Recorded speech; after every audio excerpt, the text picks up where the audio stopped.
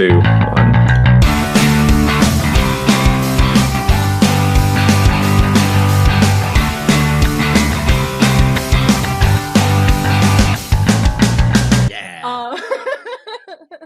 Welcome, everybody, to another episode of On Beat Off Script. I am Brandito. I am joined here by my co-hosts Bob and Mel, and we've got not just our Spotlight album, but our only album of the episode, where we're going to be covering The Wow Signal by Muse, because there wasn't a whole lot that dropped over the last 2 weeks, unfortunately, and then we were also going to cover The Strokes, and they delayed their album. So here we go. It's a little one album recording day for us, which I mean wasn't necessarily the worst thing in the world. Everybody found other ways to fill their time, I'm sure, which was good. But speaking of how we're filling our time, how are you guys doing, Bob? No.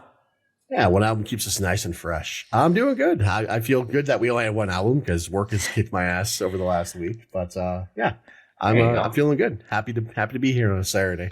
Yeah. A2, Brutus? Am I Brutus? Yeah, you are. You are right now, yeah. I am also happy that we only had one album because I'm puppy sitting and I haven't slept and and this is nice. I'm going to take a nap when we're done. Yeah. But yeah, how are you, Brandito? I'm doing just fine. I'm still reeling over how little everybody knew about Carly Rae Jepsen, but we're slowly starting to calm down a little bit. You guys can find out all about that on our Track Attack, which will also be coming out. But yeah, so we're going to dive right into it here. Before we do the track by track, let's talk about Muse. Who are they? What did they do? Because that's what we're covering today with their new album, The Wow Signal. Muse is an alt-rock band from the UK, consisting of frontman Matt Bellamy, bassist and guitarist Chris Wolstenholme, and drummer Dominic Howard. They've been making music, surprisingly, since 1994. After being members of different bands with the same school, where Dominic Howard auditioned and accepted Bellamy to his band Carnage Mayhem, they renamed themselves to Gothic Plague, and then asked Wolstenholme to join them as a bassist. Although he was a drummer at the time for a different band called Fixed Penalty, so he had to actually stop drumming, learn how to play the bass, so that he could join this new band, which was called, not Muse, it was actually called Rocket Baby Dolls, and cool. They were like this goth glam rock band, really? Super different from the Muse that we know now. They ended up winning a battle of the bands, though, realized they might actually have something that works, and converted themselves into the band Muse, and began to start taking things seriously. This was just supposed to be a pastime for them, and they ended up winning this battle of the bands. They're like, maybe we could make a career out of this. Yeah. And so they did. As Muse, they dropped their debut self-titled EP and their second Muscle Museum EP in 1998 and 1999, respectively, to decent and increasing success. And using Paul Reeve on production, as they did on both EPs, they ended up dropping their debut album, Showbiz. Then they dropped their second album, Origin of Symmetry, in 2001, but due to a disagreement with the American label Maverick about Bellamy's vocals, it didn't get released until 2005 under Warner Brothers in the USA. So when we say Muse has been around since 1994, it makes sense that most people in Western society didn't know anything about them because we didn't actually get any of them until 2005, which is crazy to think about. They continue to drop records with Absolution, their third album, dropping in 2003, hosting multiple top 20 hits such as Hysteria. They went on and dropped Black Holes and Revelations in 2006, which is where most people know Muse from. That was kind of their big breakout, their commercial breakout for sure, with tracks like Supermassive Black Hole, Knights of Sidonia, and Starlight, hitting number 1 in the UK, most of Europe and Australia's charts, and 9 in the US. Mixing a few tours, The Resistance, their 5th studio album in 2009, with tracks Uprising, Resistance, and Undisclosed Desires, winning them their first Grammy for Best Rock Album. And then their 6th studio album dropped in 2012, Second Law, with tracks like Madness, again to great acclaim, earning it another 2 Grammy nominations. Then we have Drones in 2015, another Best Rock Album winner, and their 8th studio album, Simulation Theory, in 2018. Finally, most recently, they dropped the album Will of the People in 2022, the last one before this one, the Wow Signal that we're covering today. They're an alt-rock band, but unfortunately that really doesn't kind of cover their sound. They're really unique with large incorporations of prog rock, space, and art rock kind of into their sound. Influenced by Radiohead, which you see pretty prominently in Bellamy's vocals, and drifting in and out of those higher ranges, and being likened more to, you know, the Queen and Roxy Music and like the Bowies of the world, as opposed to, you know, like the Springsteens. The Wow Signal sets out to explore the cosmos, something I feel as though they've explored before in past albums, but this one centers on the contact of something far greater than ourselves, end quote. So what we're all searching for, really, right? Yeah, 100%. Yeah. Turns out it's in space. Maybe that's why Elon's trying to get up there. But What? Muse, the Wow Signal. Before we go into the track by track, how did you guys feel about Muse? Did you guys know anything about him? Have you listened to him? What was your temperature coming into this album? I feel like my story is the same as many millennials, maybe, that played Rock Band back in the day, where Knights of Sidonia was a hit on Rock Band, and that's kind of my first exposure. It was Guitar Hero to Muse. It might have been Guitar Hero. It was a Guitar Hero. Yeah.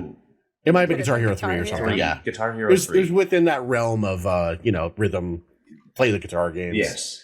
But yeah, Knights of Sidonia was, of course, my first Muse song that I really heard. And then, of course, Supermassive Black Hole, listened to on my own. Uprising was huge. I heard Uprising everywhere for years. So, yeah, slowly became a Muse fan over the years. I wouldn't call myself like a number one fan or anything like that, but I definitely have enjoyed hearing them throughout the years.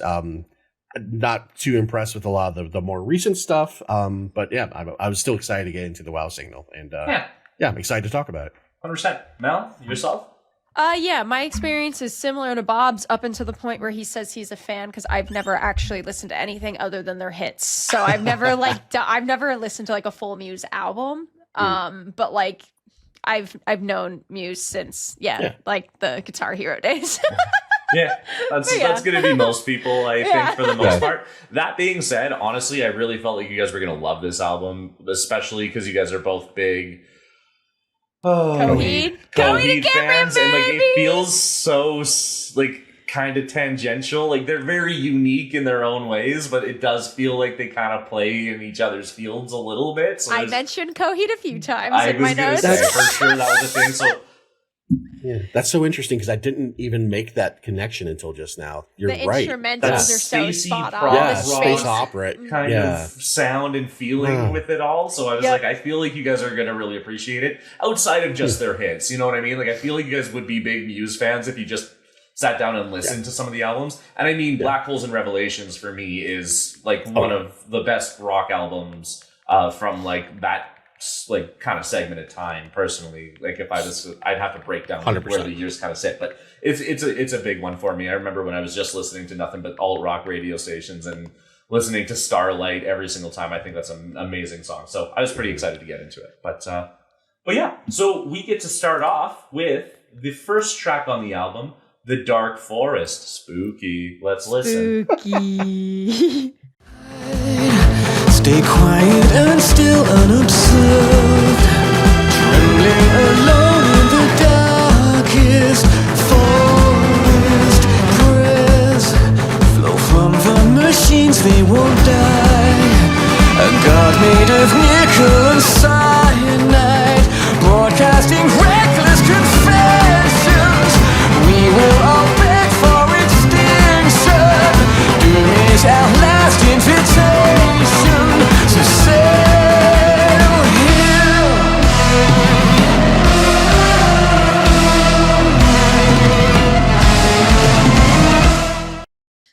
He's just wasting no time letting us know that this is a Muse album with this this song. This is Muse core right here. I love the steady progression of the beat as the song gets further along. Almost feels like you're riding a horse. Yes! Which makes me think of Knights of Sidonia instantaneously. Yeah. Oh, 100%. Yeah. Yeah, it's a very similar progression. Yeah. we start to get the heavy guitar riffs, the drums, the chanting in the second half of the song, which I'm all about. I love that shit. It's very space opera, very epic, very promising start for me. I like it. Yeah, I like how we were instantly giving like a very dark, dramatic, like 80s space vibe. The pacing gave such a sense of urgency, which was a lot of fun. There was so much drama. I love drama. I wasn't expecting so much metal influence already. Like the metal guitar was fucking sick. I love how intense it gets with like the Latin chants, like the Lord have mercy chants with the metal instrumentals was fucking sick. I also found some lore associated with the song. So do y'all know what the Dark Forest is a reference to? No fucking clue. So there's a popular sci-fi author named Lou Sixon, and their book is called The Dark Forest Theory. So the theory is based around two core principles. The first one is survival is the primary goal. The second one is resources are finite. So this whole thing is because of the chain of suspicion, no civilization can know if another one is friendly or hostile. Therefore, the safest action when discovering a new civilization is to either destroy them all or completely stay hidden. So people like stay hidden in this dark forest. So because all civilizations destroy new civilizations, alien life will never actually be discovered because they're either hiding or dead. Very dystopian. So I thought that was pretty fucking sick. That is kind of cool. What a cool little like theme to start us off with. Yeah. Yeah, I thought this was such a cool start.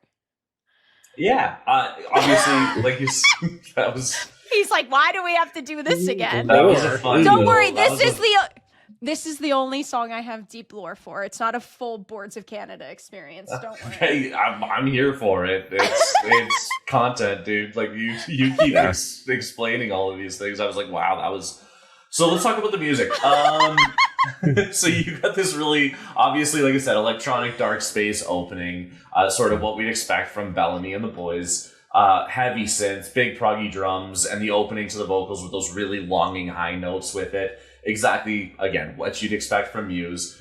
You kind of get these really fun strings kind of in the back end of everything that's going on, which was kind of cool. Super cinematic. Again, to be expected from Muse. But then you get this change up into very proggy guitars with these strings and like way more manic, high-pitched synths in the back. I thought that was a really cool aesthetic. The Latin chants in the background I thought they were kind of tacky, but no, like, I thought they were sick. I love I'm like, they're decently fun. I'm like, because of how over the top everything is, it does add a layer. It does add a layer of just more over the top, which is fine. I said decent. But, like, that's their thing. Albeit, like, it is over the top for me a little bit too much, but like, it's Muse. I didn't not expect it to be over the top to begin with. So the metal really balanced out the tackiness for me. Like it sounded more fucking like badass. Like when I heard the Latin chants, I just immediately started laughing. Like that was also. Okay, so also there's this theme happening throughout the entire album where they're doing it in a space way, but the entire album is also like you said, like a search for a higher power. So to merge that space with that Latin religion like base already in the first song, I think is so cool. Like you're instantly just like yes, this is space, but there's also like a sense of faith happening at the same time. I like that. So yeah, I thought that was so sick. Yeah. I love that. Cool. That brings us over to our second track of the album, Night Shift Superstar, which we covered on episode 3 of On Beat Off Script. So if you want to hear a clip, go ahead and check that one out. But yeah, Night Shift Superstar, if you guys have your notes. Yeah, I wasn't a huge fan of it when we covered it last time. I'm still not vibing completely with it. I think as part of the album, it still sticks out a little too much. It's too poppy for me. I can't deny it's catchy. After listening to it a couple times, it does. It's grown on me a little bit. There's a bassy breakdown 3 minutes in that I really, really like, but that only lasts for like 30 seconds. And then I compared him a little bit to Benson Boone singing in this a little bit. and because of the poppy part of it, and I'm still not a big fan of it. This is probably the low light of the album for me, honestly. Same. I did put after reading Matt did an interview with Rolling Stone that I was reading some clips of, and I have a greater appreciation for this song because of it. So he was saying that they were setting out to try to make like a dance song, and because most dance music is programmed with computers, trying to compete with computers by doing it all with live instruments was like a huge challenge for them. So I think I appreciate them attempting to take on the challenge. I don't think it was that successful. I think this doesn't sound genuine for Muse at all. It just feels out of place. Yeah. And it doesn't. This feels tacky to me, more tacky than even the opener. And also, I didn't pick up on it the first time we covered it, but that kids choir in the background is so fucking creepy in the back half. Like, I don't know. Night Shift I didn't realize it was children's voices, and it really gives me the creeps because like Night Shift Superstar is giving more like club performer like night scene, and like why are we involving kids in it? I don't know. It like made me uncomfy. Icky, yeah. Yeah, I don't know. It gave me the ick a little bit on the second listen. This is definitely my least favorite song on the album. Yeah. It's probably mine as well. Like, I gave it a 5.8. This is a lot more synth pop than it was rock, and that for sure hurt it for me beforehand. 2 weeks later, it's still kind of my take on it. It has a little bit more pep for me, especially as we're like maybe a little bit closer into summer, where I'm like, maybe I'm enjoying it because it has a little bit more of that poppy kind of side to it. So it feels like it fits just the way that I feel in general more, but not much. It was still pretty much the same. It's still not what I think Muse's forte is. No. And it's not what I'm hoping for on this record. So yeah, you're right. The first two tracks for me were a low point for me on the album. Sure. For sure. So, I do agree. It gets better as we go. Yeah. 100%. So that brings us into Shimmering Scars. So let's go ahead and listen to that.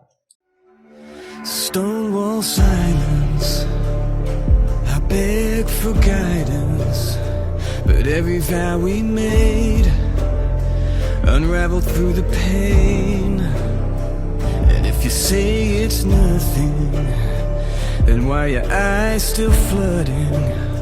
We stamped the embers out, I carried half the blame. All I ever dreamed of to the stars and hides in the dark. Everyone I reach for, they tear me apart and coated my heart with shimmering scars. See, Benson Boone, that's how you elevate a rock ballad, a ballad, without fucking screaming. Yeah. That beautiful song. You got that epic sounding piano to start it. The vocals are so intimate, so matured. There's some pipe organ going on in this one. Love the theme of emotional wounds that just like never completely disappear, but they become like a part of your identity. I'm sure Mel has something to say about that. But yeah, just like honestly one of the best like power ballads I've heard in a very, very long time. I loved this. This was in my top 3 initially, but as we went through, this got bumped down to number 4 for me. Me too. Yeah. Me too. Yeah, I thought the breathy opening was so chilling. The organ gave it such a beautifully haunting vibe, which I think also just mimics the theme, like the shimmering scars. There's such a beautiful part, but also a haunting part to it. Yeah. I love his vocals on the verses a lot. Initially, I got a little nervous with the first chorus because I felt like he was pushing himself to the limit. But actually, once the full band comes in for the later ones, the imperfections actually became really endearing to me over like annoying. I like really, really, really liked it. That's that Radiohead influence. Yeah, and then I was obsessed with the guitar so much. This was the guitar was so Coheed coded to me. This is instantly where I was like, this is a Coheed fucking power ballad, baby. Yeah. But yeah, I really like this track. 100%. It slows down so much on the, like for what we had just already heard. His vocals by themselves are actually really impressive, and you don't really get a whole lot of that through a lot of Muses, especially as people who have just kind of really heard more of the hit side of things. You don't really get a lot of standalone vocals from Bellamy, but his vocals are actually really impressive, and I think they work really well for how he like sets the atmosphere of everything. Then you get that slow little bit of that backtrack just slowly adding in, creating that really haunting effect. It's really pretty, but again, just not what I was expecting from a Muse song. And then it opens up into that spacey alt-rock sound that we'd expect, but it makes it feel just so much more emphatic when it hits there. Big open spaces with the vocal and keys just genuinely really nicely juxtaposed with that heavy rock chorus. Fun little organ solo pops in there. Yeah, this was a great track all the way till the end. I was in the exact same boat as Mel. This was in my top 3 until later on. So I have a feeling we're going to have a pretty similar review. Because Bob was nodding his head too when you were saying that. Yeah. I'm like, I think we're all kind of... For this to actually get knocked out, I was shocked because I loved it so much. Yeah. Cool. And that brings us into Cryogen. Let's see what's going on, Cryogen. Brr. Iceman? Iceman. Ice What a Queen, nice man. bitch.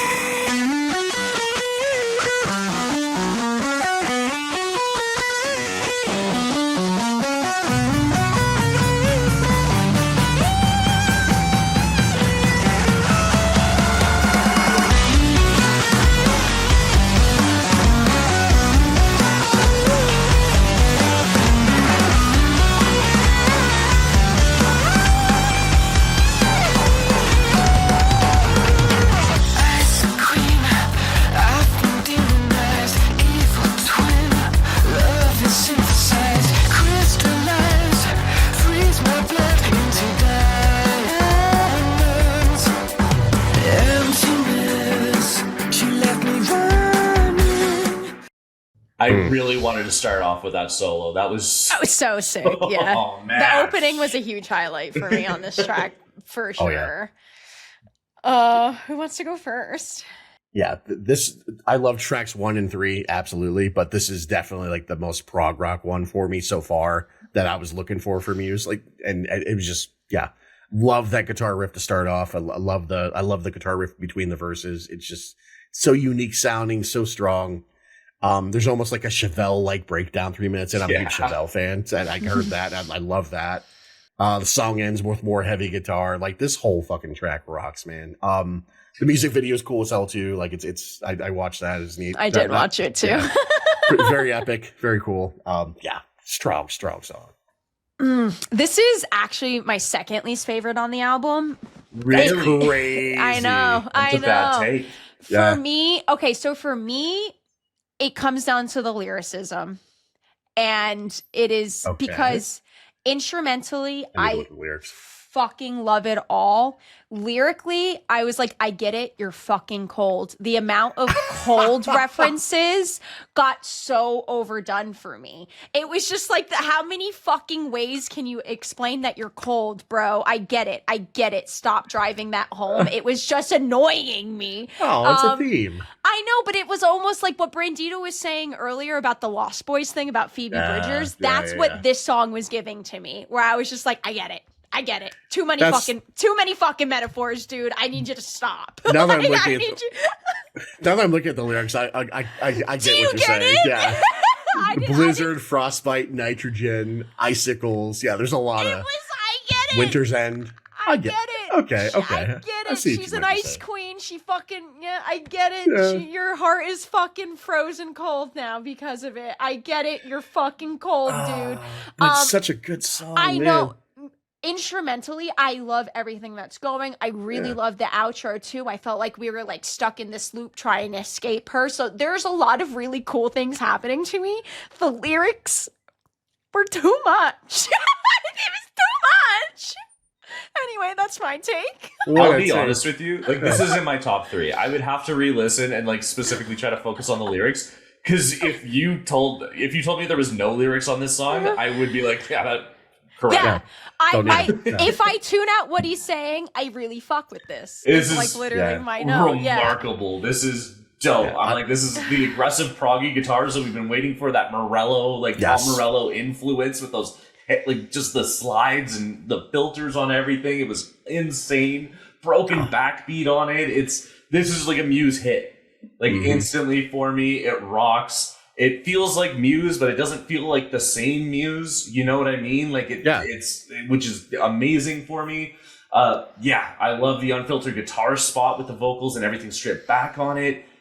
And then the big solo on the outro. Like it's everything about this song I enjoyed. And honestly, like I said, I don't remember there even being lyrics. Yeah, I'm happy for you that you tuned it out because it was actually a little jarring. For I could see that frustrating me to a point. I was just like, God, I just want you to I get it. I just want you to say something else. Yeah, when you get to a song like this that's so good instrumentally, the lyrics don't matter to me. They just don't. I get that. Yeah, he could be grunting the entire time as long as the music sounds good. 100%. Yeah, which is probably like why I like metal, you know? Yeah, exactly. Yeah. Cool. And that brings us into Be With You. Let's get a little organy. Yeah. I need to leap into the fire, find a higher power, and reach for something new. I need somewhere that's safe to run. It can't just be with anyone. It's got to be with you.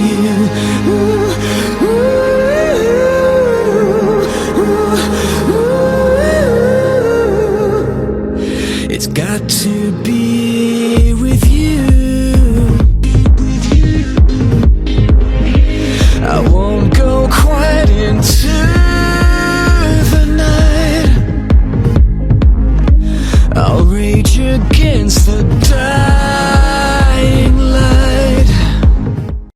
He somehow managed to do what I loved with Shimmering Scars and add a dance beat that was fucking sick, and I'm obsessed. Like this is my number 2. Wow. Out of everything, Okay. I think everything I loved about the other tracks, plus he actually gave us a dance beat, was fucking sick. I love the ominous church organ. I love that we have that dark vibe still going. The guitar solo merging with the dance beat was so fucking sick. I was just grooving so hard.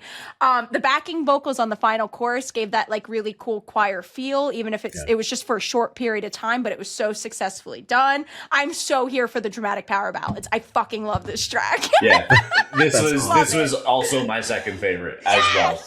You get these super fun organs to start everything off. It feels very like Starlight, which is probably my favorite Muse track personally. But just like kind of more positive, like out of that dark and kind of holding on to that sort of spacey theme with it at the same time, which I thought was really cool. And then you get the drop in of that dance beat, and I'm like, this is remarkable. So you get these like electronic harmonies kicking in with it, and it feels like it has this upbeat but soulful sound. And then it goes into these guitars, which he didn't have in the clip, so I recommend you listen to it. Yeah. And I was like, let's go. We get a full drop, build up and drop on it. And it drops so right into this nasty guitar solo. This was sick. So cool. I love this track a lot. It's a solid song, You guys already mentioned that the Phantom of the Opera pipe organ to get us in the mood. Another intimate beginning. I didn't like the singing in this one as much as I did with Shimmering Scars, but it's still very solid. You've got the EDM kind of beat going on. The very sweet song, love it lyrically. To be honest with you guys, like the next 5 tracks, the second half of the album, I like better than this.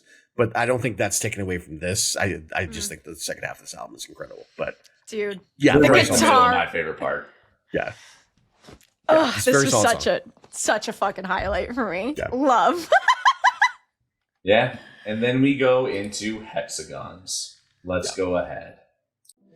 I'm a marionette with severed strings. Gorge on my my soul while I'm weak and dying.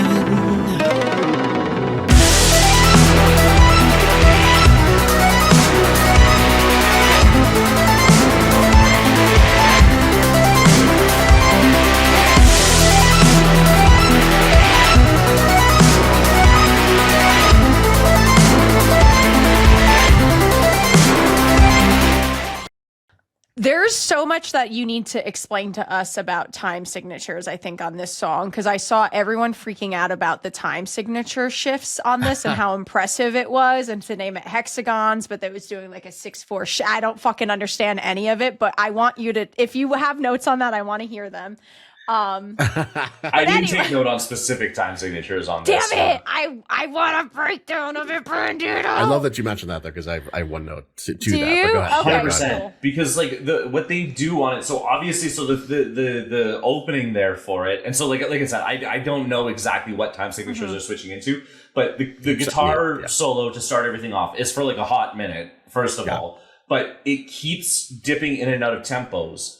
Right, which is what it's kind of like creating that sound like. That's the time signature specifically doing that, where it feels like it's not ending exactly where it's supposed to be. Which this was my favorite track on the album. I should start off with 100%. Because of all of this stuff. Yep. Like the solo goes on for quite a while. You kind of continue to get this really unsyncopated sound. That's what that time signature is doing. Again, I can't tell you exactly what the time signature is. It has something to do with sixes, because people were mentioning that's why they called it hexagon. All the sense in the world. I know. I don't remember exactly 100% what. does.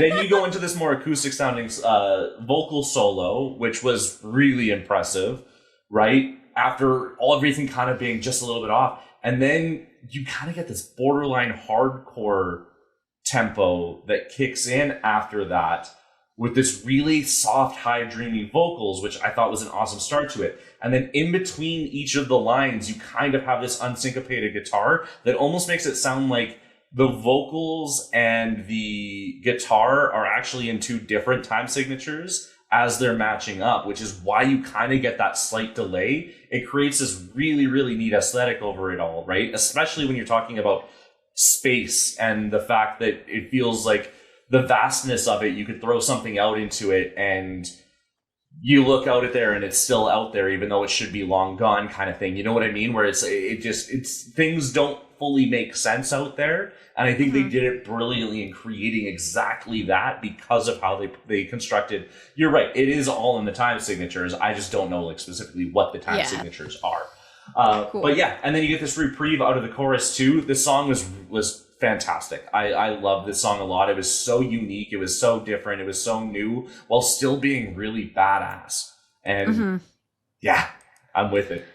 Yeah, this is my 10 out of 10. This is also my favorite on the album. I wrote down this is like a cross between Muse and Tool. Tool does the time signature thing a lot with their music, and I'm a gigantic Tool fan. So like this was right up my fucking alley. That epic guitar intro mixed in with the synth was so good. It just gets heavier throughout. Matt Bellamy's vocals in this are incredible. Nothing new there, but like it really stands out in this song for me. And also the epic ending really goes right into the next song, which got me pumped. Because like, awesome.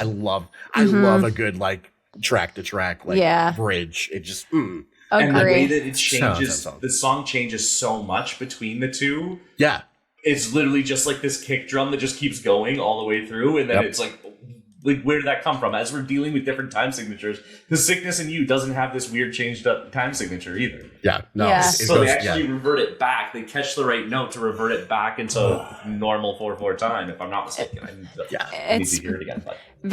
You did answer basically my question because you explained it in like, layman's terms instead of like music terms. So I appreciate that. I love that this is your favorite track. I actually don't hate me on it. The Be With You and The Sickness in You are my 1 and 2. So sandwiching this in between actually did it a huge disservice for me. I still think this is a great track. I love how dizzying that opening is. I love how it repeats through, but like it's sandwiched between my two favorite, and Wow. I almost feel bad that I don't respect it as much. I think it elevates the other two myself. I'd be the other way around. Yeah. 100%. Okay. Ooh. Cool. that brings us into The Sickness in You and I, as you mentioned. Smell with sharpened teeth, outlaws in our sleep. Trespass, feel the heat. Whispers of deceit, oaths we cannot keep. Towards the words we reach. Move in the dark, we move in the dark.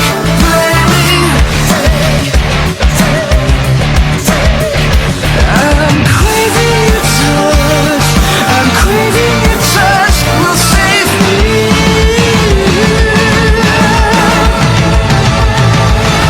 Can't break, we're magnetized, too late to give high. So tease me, don't satisfy, don't satisfy. The sickness in you and I love it so much. This is fucking sick, man. I love the dark vibe. His breathy vocals add to it so well. He's proving he still has it with those freaks. I love the freaks so much. The vocal effect on The Sickness in You and I to end the chorus with that atmosphere shift was so cool. The part of the chorus was reminding me like the cadencing of like Can't Stop by Red Hot Chili Peppers, and I couldn't get that out of my brain though at points, which was I think a very specific take by me. And yeah, the outro is so manic and unnerving. I love this track. I thought this was sick. Yeah. Ari mentioned the sweet opening stemming from hexagons. You've got that bass is carrying throughout. I think the bass is a huge highlight in this song. Great, like kind of even like a nightclub kind of vibe going on with some of this. And then the heavy guitar riffs, the drums giving the song so much oomph, the oomph it needs to take it to the next level. And this song also has another cool transition to Unraveling. So it's doing a lot for me. I don't know what this is, but it's doing a lot for me. It's scratching an itch. Yeah, I don't know why strumming my guitar is what I don't know why going my for, itch is over here. I don't know. I don't know what to do with my hands. It's so good. It's a good thing Wolstenholme went to go get those bass lessons because he comes in pretty strong here on this one. The bass is wild on this one. Obviously, I mentioned the play out from hexagons. It was just awesome with the drums kicking, and then it moves into way more conventional, like hard rock track, as with just kind of metal guitars and heavy drums on it. His vocals are really unique. I feel like they kind of missed me a little bit on the verses, though, on this one. For whatever reason, it felt a bit forced to me. Okay. Like, just the vocals on this one, especially after we had just gotten hexagons for me, I felt like this one didn't match the vocal on this. I know you said that you really like the vocals on this one. It. So, like, but then you get that shift into that bass solo, and it's badass. It's so heavy. It's so aggressive.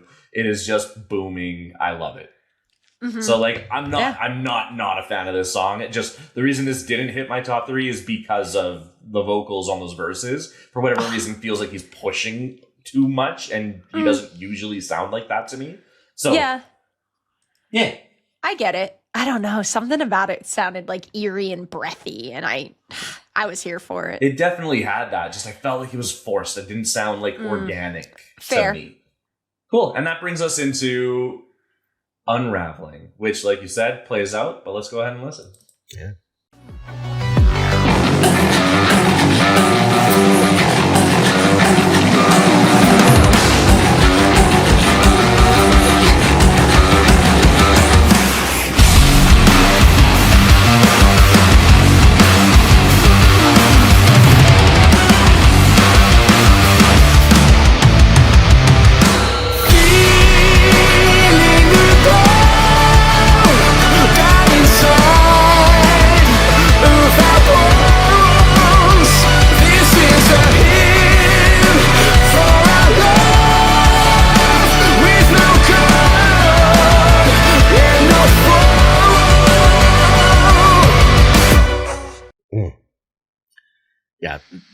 Now that we're through hexagons, through Unraveling, this three track block is like sold me completely on this album. Like this is something special to me. The electronics and the bass are again fantastic throughout the song. Again, another steady gradual progression to the really heavy guitars that we got a little bit of there. it speaks so much to my rock and metal sensibilities. I'm just in love. Fantastic song for me. Yeah, the metal vibe has been so much fun, and I really wasn't expecting it at all. This one I thought was really cool because the verses felt like they were pulsing to me, and then the whole song as a whole kind of has this ebb and flow, and like it gave it so many different layers of life that it like I just thought it was so cool for, I don't know, texture, I guess, almost. Love the metal vibe switch up. I did put out, there's a line, no longer happy dumb. I put as a hilariously dumb line, but I really appreciate it. But yeah, this is fun. I liked it. Yeah, it starts off very differently from what the clip ended up showing. It's way darker. You got a lot less going on, very synthy and dotty with the backtrack and electronic kind of drums. And then the drum roll out into the rock side of this one, you got like big, and it transitions into this big guitar riff, wild drums, small moments of his vocals, and then the chorus. The chorus is a lot. It works really, really well. It's less for me because of just how dramatic it really is. But like with the title, like Unraveling, it kind of makes a whole lot of sense, right? The whole song unravels and then it explodes out, right? That's kind of the whole point behind it. I didn't think about that. It's a decent track. It's one of my least favorites on the album, but it's still a decent track. Yeah. Fair. Cool. I loved it. I loved it, man. And then we get our single feature of the album with Miss Ellie Goulding joining us for track Hush. Second last track of the album, I should say, as well. Let's go ahead and listen. Penultimate, if you will. I know you need it. Forget the world together. Shut out the noise forever. Forget the world together. Just for a moment. It's getting too loud. Don't let it drown us out. It's you and me now. There's chaos all around. So lose yourself, free yourself, and take a breath and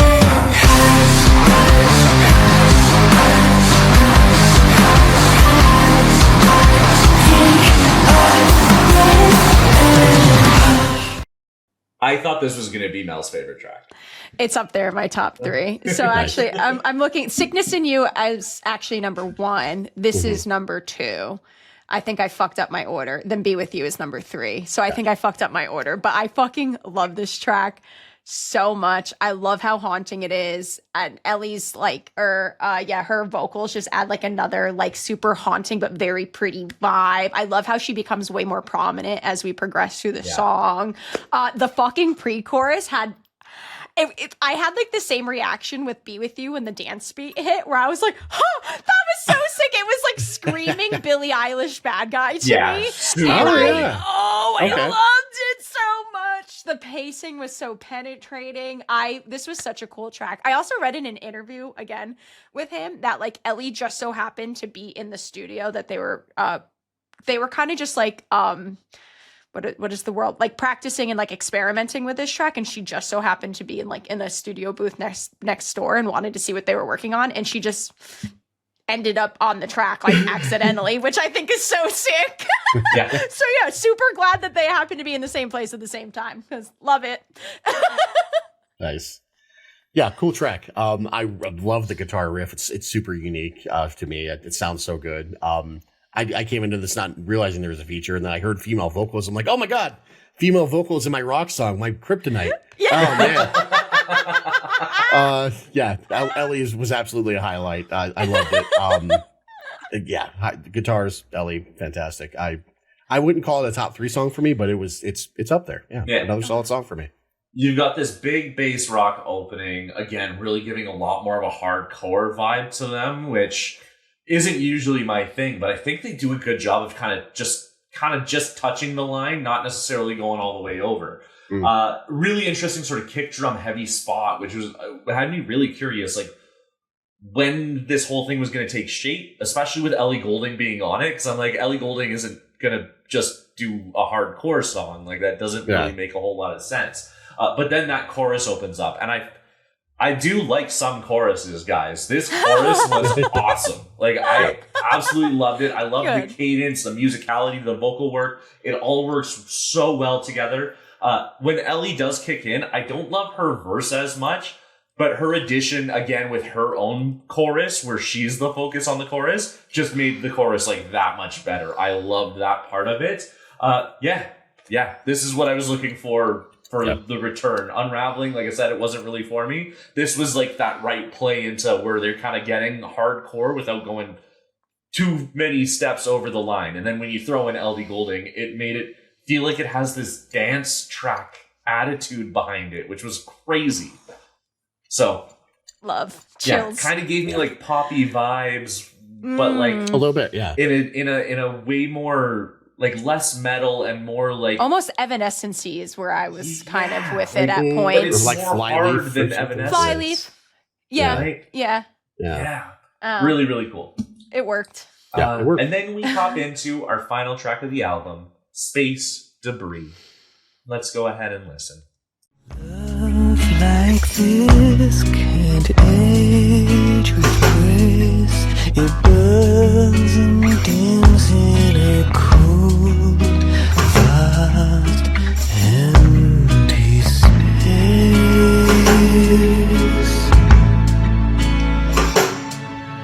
Oh, be slow as our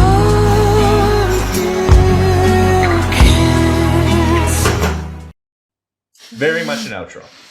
Yes. Very much a zip tie on this one. 100%. Yeah, it's obviously softer. I think thematically that works, obviously, with the rest of the album. It feels right to go out on a softer note. The orchestration throughout is a very nice touch. I think that does well. I love that. I think it's an acoustic guitar that's backing a lot of the front end of the song that's really doing a lot of work. I love that. Honestly, I'm not gonna lie, I got chills at the end of it. Just the way it ended was fantastic for me. Not my favorite song on the album, but I think it works, again, thematically for an outro. Yeah, I had a lot of appreciation for it as an outro too. I like when her heart ices over. Our ice queen's back, guys. She really took a toll on him. Yeah. This like Space Debris, Love Can Drift Away made me giggle a little bit, but it ends up really working like thematically. I like there's like that folky. I'm assuming that was a tambourine kind of like switch up that happens, and it almost kind of like broke the song in half for me. And we have that like open ambiance that kind of happens, and it's almost like we're slowly orbiting in the first half, but that open air marked her actual like absence, which I really appreciated. And then like the final outro of the album gave that open air ambience again to really like solidify that our girl is gone, the album's over. I thought like it was a really cool like creative touch, the way that they like told the story through the music as well. Yeah, it's this really haunting, quiet kind of track. Again, kind of Starlight sounding, but without any of the rock portion to it. It's really repressed. There's like almost no backtrack, some solid acoustic work. It is really pretty, but then you get that breakdown with literally no sounds to create like that void of space. I feel like this is, okay, we met, that thing that was greater than us, and it turns out it won, especially when you bring up, what you mentioned about the Dark Forest, where when you finally come into contact, we came into contact with something greater than ourselves, and it destroyed us. The space debris is what was destroyed. It's what's left over of that destruction. And so then you get that moment where everything's just kind of broken up and there's no space at all. It creates that huge void. It was a really unconventional Muse track, but I thought it really put a nice little bow on what the whole project was. Not one that I'm going to jump back to and like listen to outside of the context of the album, but it was a really, really nice end to the story. And conclusions in these things, most albums, we've been doing this for a year and a half now, a lot of endings to albums are not very good. So this was... I feel like we've been on a really good stretch, though. We've been like on a really good stretch. People that know how to like finish the story and tie up the loose ends and make things feel like they're done. Yeah, it's 100%. Been really nice. I really appreciate it. Look at Brandito touching into the lore a little bit, by the way. Yeah. Yeah. It's only because she had already mentioned the lore. I'm he was just putting able the pieces to. together now. Yeah, but you're putting a bow on it. I like that. Yeah. Yeah. Spit the Wikipedia. I love it. Yeah. But, I just needed to give you some context. Yeah. So that's the wow signal, guys. Yeah. In conclusions for y'all. In conclusion, Mel, you want to go or should I go? I feel like you should go first. Man.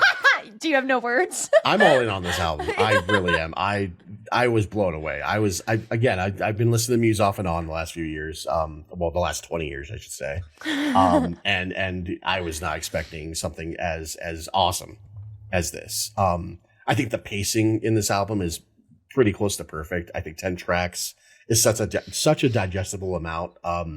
A lot of the tracks flow effortlessly into each other, as we've heard.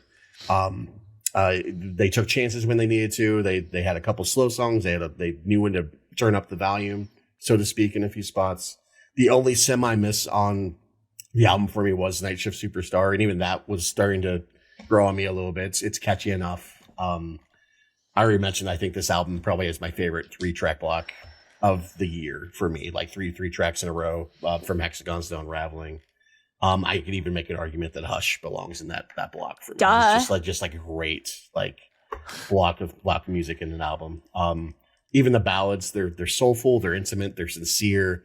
I feel way more feelings listening to Bellamy sing than I do a Benson Boone or whatever, So, and I love how heavy the album is. I think it's a lot heavier than I expected. Some of the guitar riffs feel like they could be on a Mastodon album or a Gojira album. Like there's some heavy guitar riffs here that, again, it's right up my alley. So, this is easily their best album since Black Holes and Revelations, and in a lot of ways, I think rivals it.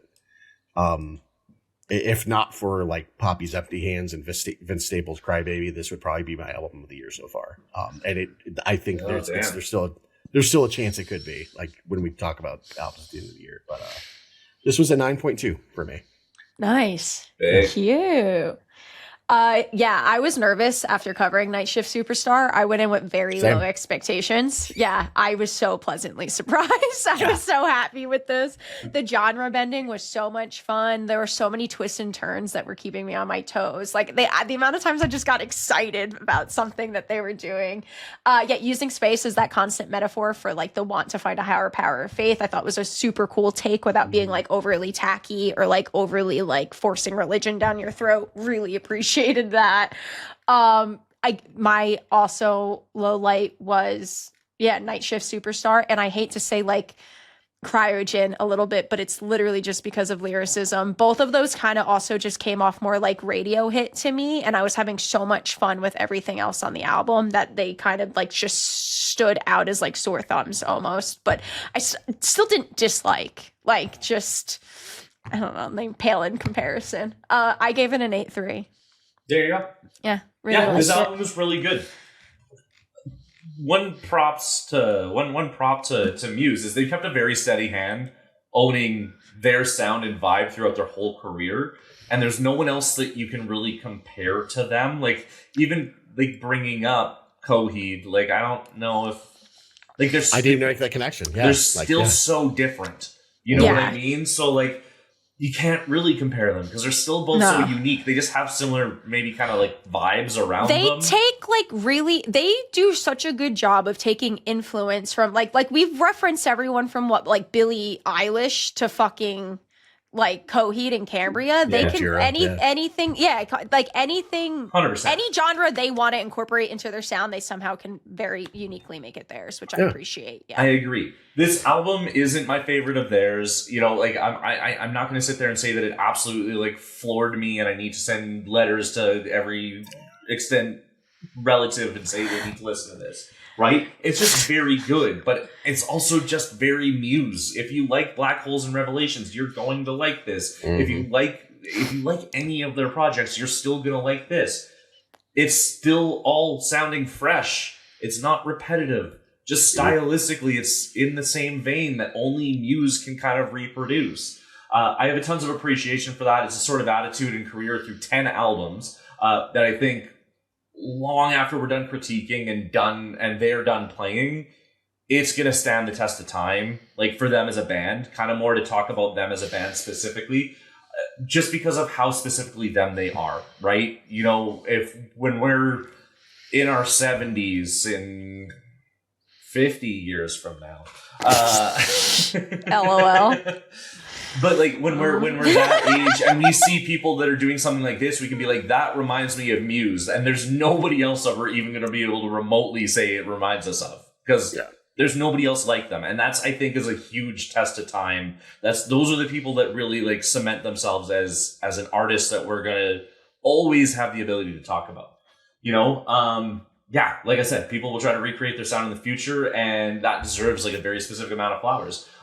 The fact that we get to live through their career, I think, just kind of makes it that we kind of take it for granted just how prominent and specifically unique their sound is. I'm a huge Muse fan. This album did nothing different for me, and my score really doesn't change how much I feel like I'm going to appreciate them when I talk about them a decade, 20 years, 30 years from now. You know what I mean? So Muse is just a great modern example of, I think, a timeless classic band that people are going to go back to for a long time. And this album is no different. I gave this album an 8-1.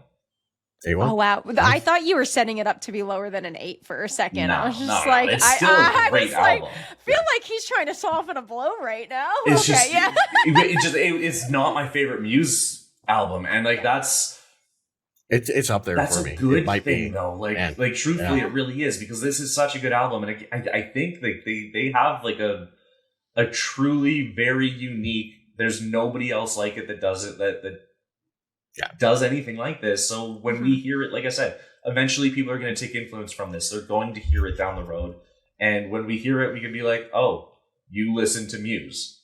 Yeah. And there's not going to be a second. It's like listening to people who use like Velvet Revolver as an influence. It's like there's nobody else that did that. Or people that, like, the Beatles have obviously influenced so many things. Yeah. People that are like very specifically saying that the Beatles were an influence, or the Beach Boys, like, you know what I mean? Like, it creates a timelessness just through how unique you guys really were, right? Yeah. When nothing new under the sun mentality happens with music, you guys really stand out. Yeah. Right? So I've got a huge amount of respect and appreciation for them. Yeah. This motivated me I need to go back and actually listen through albums, because I only know hits. So yeah, I have to do my homework. Good stuff. There's good stuff throughout. I think there's a few misses recently, but I still feel like you compare it to everything else. Yeah, it's still very solid. And I wouldn't make all those misses bad, per se. No, they're not bad. They're still Muse. Yeah, certainly. 100%. It's just not as good as this album. Not as special. Yeah. To me, this was, for them to do this in 2026 and still be this unique, and still it not feel repetitive. Like, agreed. So good. So good. 100%. Cool. Well, that is our review of the Wow Signal. Do you guys agree with us? Do you disagree with us? Was there something we're missing? Did you know about space books like Mel did before listening to this? Please let us know in the comment section. We want to hear from you. I've never read the book. I just found it in my research. I said no about the book. I didn't say okay. I was like, don't give me too much credit. I did not read this book. But yeah, that's our review of Muse's The Wow Signal. So let us know what your thoughts are. Make sure you hit subscribe. We've got some decent albums coming up on the next episode in 2 weeks. All kind of names that are all going to be plastered around Hall of Fames around the world. So kind of excited to see all 3 of those. Foreign Tongues by the Rolling Stones drops July 10th. Get a little bit of old school rock, and let's see what Mick Jagger still has, because somehow he still is alive to begin with. So him having a pulse is already the shock. Good for him, though. Then we've got Frozen Charlotte by Jack White, also dropping on July 10th. Again, super over-the-top, well-respected in his own right. And then, just to keep the hits coming, it's Confessions on a Dance Floor, Part 2 by Madonna, dropping on July 3rd. So we'll get a little bit of pop outside of the rock boys doing their thing to begin with. But But yeah. I'm actually nervous to cover all 3 of those albums. It's daunting. It feels like Yeah. they're all 3 people that we shouldn't be allowed to cover. Yeah. Who the hell are we? Who the hell are we? But we're music critics. That's what we do. So we're going to talk about them. Yeah. Maybe they're all great and then everything sounds... Yeah, then we just flower them, yeah. Everybody's Yeah. happy. You know what I mean? So I hope so. Yeah. Probably Me not, too. but- I I think really hope so. I feel like Jack White's going to be great. I think so too. Yeah. How I feel about the other 2, it's a coin flip. So we'll see what happens there. But again, guys, appreciate you guys coming in, watching, and hanging out with us. Yeah, this is On Beat Off Script. This is another episode in the books. We appreciate you coming in. I'm Brandito. That's Bob. That's Mel. And we'll catch you in a couple weeks. Appreciate you guys. Bye. Peace. 3, 2,